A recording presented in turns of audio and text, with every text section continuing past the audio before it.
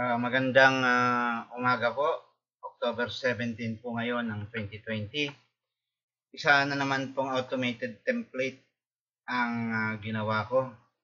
May nag-message po sa akin, may mga nag-message po sa akin sa ginawa kong automated class record. Tinanong po nila sa akin kung paano daw i-assess ang performance sa task. Kaya nagkaroon po ako ng idea na gumawa ng template na ganito. Ewan ko po kung applicable ito.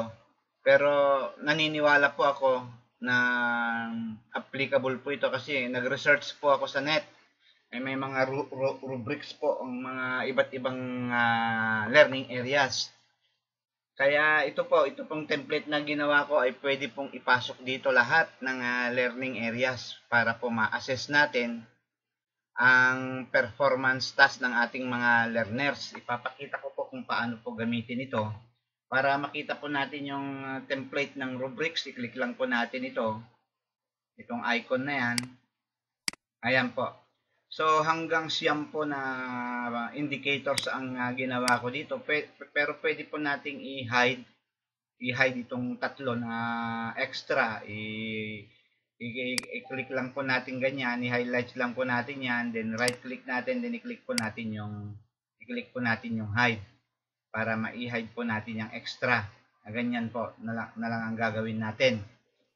Okay.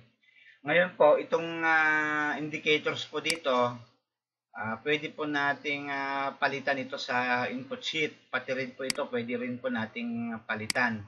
Automatic na po yan na mapapalitan pag ginalaw po natin sa input sheet. Itong computation nito, automatic na din po.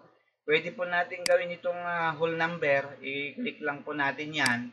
Then i-click po natin yung home.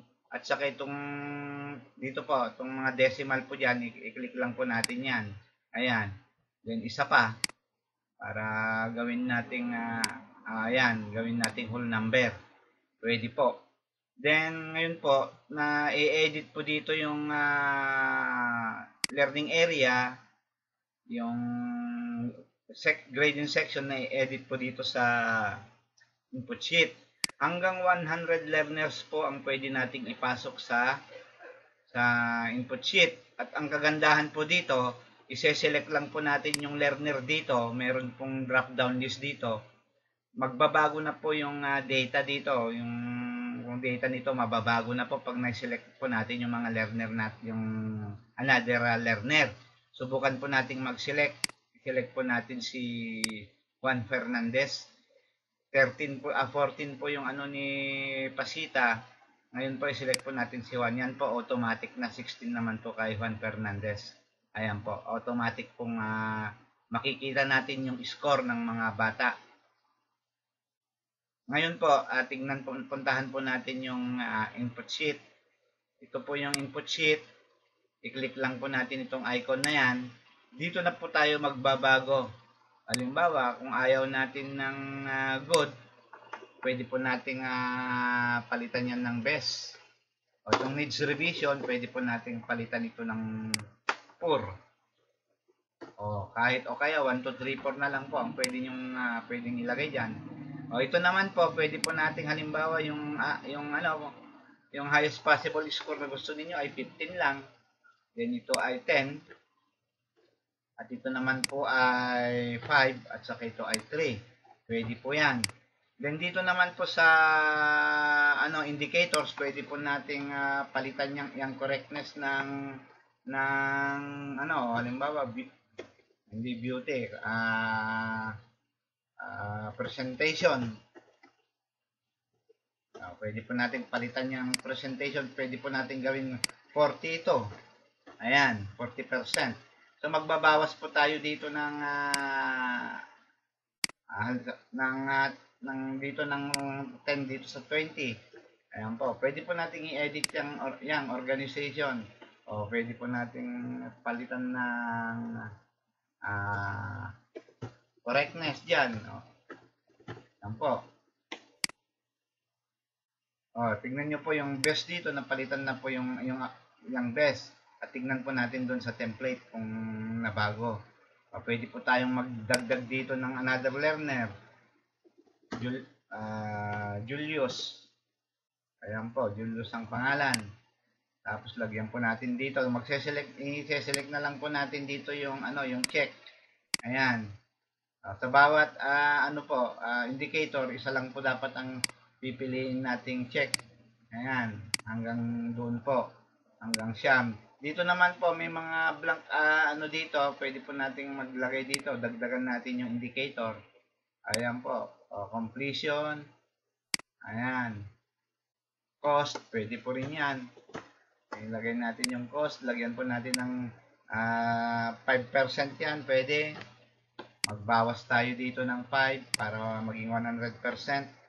Ngayon po puntahan po natin yung yung rubrics natin. Ayan po, na bago na 15, 10, 5, 3. Then nadagdagan po ng cost, ayan. 5% na, 100%. So, pwede po tayong maglagay ng check. Hindi tayo naglagay ng check kanina.